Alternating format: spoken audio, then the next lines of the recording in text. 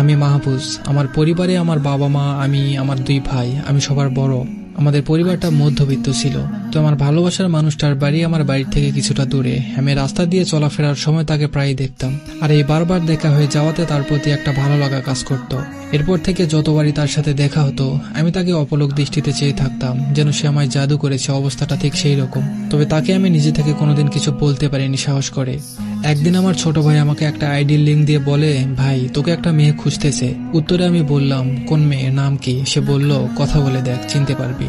সেটা শোনার পর আমি ওই আইডিতে গিয়ে তাকে মেসেজ করে বললাম, কে আপনি, আমাকে খুঁজছেন? তারপর সে একটা ছবি দিল। আমি তা দেখে অবাক হয়ে গেলাম, কিছুক্ষণের জন্য নিস্তব্ধ হয়ে গেলাম। তাকে জিজ্ঞেস করলাম, আপনি আমাকে কি জন্য খুঁজছিলেন? উত্তরে বলল, আপনি আমার দিকে অমন করে চেয়ে থাকেন কেন? আমি উত্তরে বললাম, আপনাকে আমি অনেক পছন্দ করি, আর আপনার চেহারাটা অনেক মায়াবী, তাই দেখে চোখ ফেরাতে পারি না। আসলে সে বুঝতো আমি ওকে পছন্দ করতাম, তাই সে ফেসবুকে আমার আইডি খুঁজতে থাকে, আর আমার ছোট ভাইয়ের আইডি পেয়ে যায়। আর সে মনে করেছিল সেটা আমি, কারণ আমাদের 2 ভাইয়ের চেহারা অনেকটাই মিল আছে। 2-1 দিন ছোট ভাইয়ের সাথে কথা বলে যখন বুঝতে পারলো সেটা আমি নয়, আমার ছোট ভাই, তখন সে আমার ছোট ভাইকে বলে আমার কথা। এভাবে তার সাথে অনেকক্ষণ কথা বলার পর সে আমাকে জিজ্ঞেস করলো, আচ্ছা আপনি কি আমার সম্পর্কে কিছু জানেন?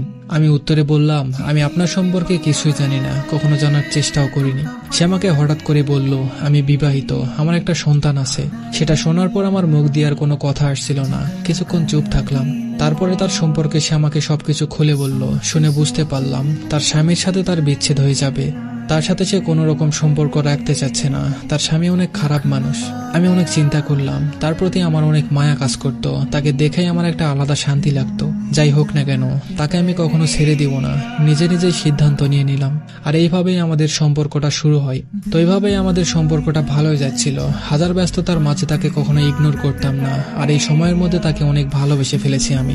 এরপরে একদিন সে আমাকে বলল, আপনি আমাকে সারা জীবনের জন্য রাখতে পারবেন? উত্তরে আমি তাকে না বলিনি। তাকে বলেছি, আমি আমার সর্বোচ্চ চেষ্টা করব তোমাকে নিজের করে রাখার। আর আমিও আমার আম্মুকে সবকিছু বলে ফেললাম। আম্মু উত্তরে বলল, মেয়ের অভাব পড়েছে নাকি তোর জন্য? বিবাহিত মেয়েকে বিয়ে করতে হবে কেন? এইভাবে আমি আরো অনেক কয়েকবার আম্মুকে বলেছি, অনেকবার বুঝিয়েছি, তারপরেও হাল ছেড়ে দেয়নি কখনো।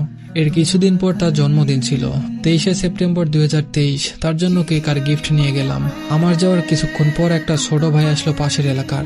সেও কেক আর কিছু গিফট নিয়ে আসলো। আমি ঘরের ভেতরে ছিলাম, সেই জন্য ওই ছেলেটা ভেতরে আসলো না। তারপরও আমাকে বলল, আপনি এখন চলে যান, কিছুক্ষণ পর আসিয়েন। উত্তরে আমি বললাম, আচ্ছা সমস্যা নেই, আমি চলে যাচ্ছি। এই বলে চলে আসলাম। তবে তার প্রতি আমার অগাধ বিশ্বাস ছিল। চোখ বন্ধ করে তাকে বিশ্বাস করতাম, কোনোদিনও তাকে কখনো সন্দেহ করিনি। এত কিছুর পর জানতে পারলাম যে ছোট ভাইটা আমার প্রিয় মানুষের জন্মদিনের উপহার নিয়ে আসছিল, সেগুলো অন্য একজন পাঠিয়েছিল। এরপরেও আমি ওকে কিছু বলিনি। একদিন জিজ্ঞেস করেছিলাম ওকে, বলেছিলাম, তোমার জন্মদিনে যে ছেলেটা উপহার পাঠিয়েছিল তার সাথে তোমার কি সম্পর্ক? সে উত্তরে বলল, তার সাথে আমার ভাইয়ের সম্পর্ক। আমি আর কিছু বলিনি। এই বলে এভাবে আরো কিছুদিন চলে যেতে লাগলো। তারপর সে একদিন আমাকে একটা নাম্বার থেকে কল করে বলল, আমি বাসা থেকে ঝগড়া করে চলে আসছি। তার ফোন তার কোনো একটা আত্মীয়ের কাছে আছে, তার নাম্বার ছিল বন্ধ। তার পরের দিন আমাকে আবার ফোন দেয়। আমি রিসিভ করলাম। সে কান্না করছিল। কান্না করতে করতে বলছিল, আমি ওই ছেলেটাকে ভালোবাসি, তাকে বিয়ে করব, তুমি কিছু একটা করো। ওই ছেলেটা মানে জন্মদিনে যে উপহার পাঠিয়েছিল সে, যার সাথে ওর ভাইয়ের সম্পর্ক আছে বলেছিল। এটা শোনার পর আমি জিন্দা লাশের মতো হয়ে গেলাম। আর এদিকে আমার চোখের পানিও পড়ে যাচ্ছে। নীরবে কান্না থামাতে পারছিলাম না। কলটা কেটে দিলাম। এরপরে ঘন্টা 2-1 পর আমি কল দিলাম তাকে। কল দিয়ে বললাম, আমি কি অপরাধ করেছিলাম, আর এটা কোন পাপের শাস্তি দিলে তুমি আমাকে? সে উত্তরে বলল, তুমি তো আমাকে বিয়ে করবে না, আমার একটা তো পরিচয় লাগবে, সেই জন্য। তারপরেও আমি ওকে বলেছি, আচ্ছা সমস্যা নেই, আমি দেখি কি করতে পারি, তুমি কোনো টেনশন করিও না। পরের দিন ফোন দিয়ে আবারও কান্নাকাটি করছিল। আমি বললাম, কান্না করো কেন? সে বলল, সেও আমাকে বিয়ে করতে পারবে না, তার ফ্যামিলি মানছে না, আর সে তার ফ্যামিলির বিরুদ্ধে যেতে পারবে না। এখন আমি মরে যাব, ফাঁসি দেব, আরো কত কিছু বলল। আমি বললাম, তুমি শান্ত হও, তুমি আমার সাথে কাল দেখা করো।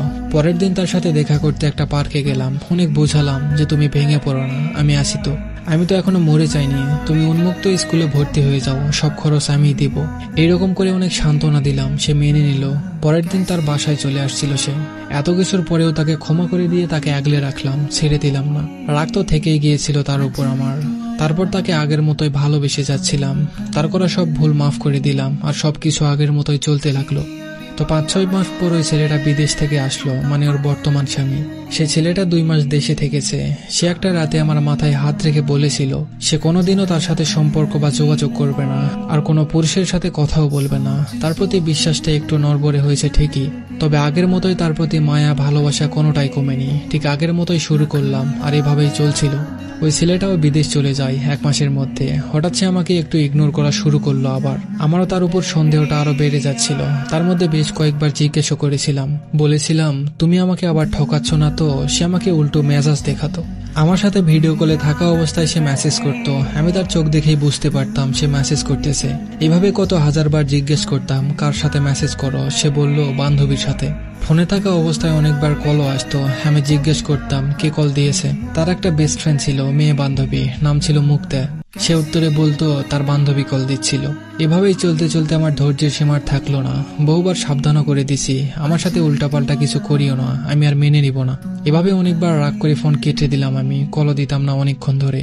সেও দেখে আগের মতো আমি রাগ করে ফোন কেটে দিলে যেভাবে ফোন দিত একটার পর একটা, এখন সে আর দেয় না।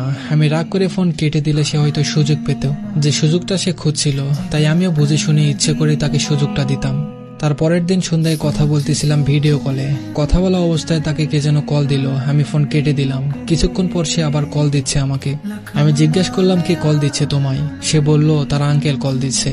আমি বললাম দেখি আমাকে স্ক্রিনশট দাও, আমি দেখবো। সে কোনো মতেই দিতে রাজি হলো না, কথা ঘোরানোর চেষ্টা করছিল অনেক। আমি রাগ করে ফোন কেটে দিলাম। দোকানে গিয়ে তাকে যে সিমটা দিয়েছিলাম সেটা উঠিয়ে ফেলি। তারপরে আমি তার সবকিছু আমার ফোনে লগ ইন করি। ফেসবুক মেসেঞ্জার যখন লগ ইন করলাম তখন পুরো কাহিনীটা আমার চোখের সামনে এসে পড়লো। একে একে সব মেসেজগুলো পড়ছিলাম। তখন আমি খাবার টেবিলে ছিলাম। মেসেজগুলো দেখে আর খাবার ভিতরে যাচ্ছিল না। উঠে পড়লাম খাবার টেবিল থেকে, রুমে আসলাম। রুমের দরজা বন্ধ করে দিলাম। আবার হুট করে আম্মু এসে দেখে ফেলবে তাই। সবকিছু আমার কাছে এখন আয়নার মতো পরিষ্কার। আর কিছু দেখারও বাকি ছিল না আমার, আর বোঝারও। যার সাথে নতুন করে সম্পর্কে জড়িয়েছে ছেলেটার নাম খোরশেদ। দেখতে আমার থেকেও বেশ হ্যান্ডসাম, সুন্দর, টাকা পয়সাওয়ালা। এত অল্প দিনের রিলেশনের মধ্যেও 2-3 বার দেখা করে ফেলেছে তারা। আর এই সবকিছু জানার পরে তাকে সবকিছু বললাম, দেখালামও সবকিছু।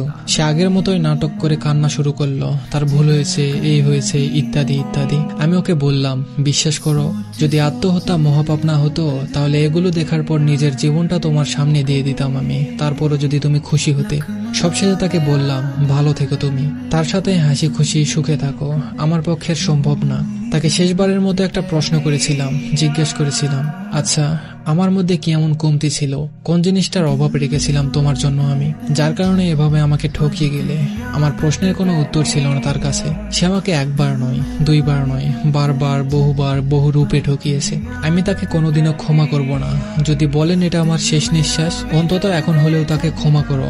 তারপরেও আমার উত্তর হবে না, তার মতো ভালোবাসার মানুষ কারো জীবনে না আসুক।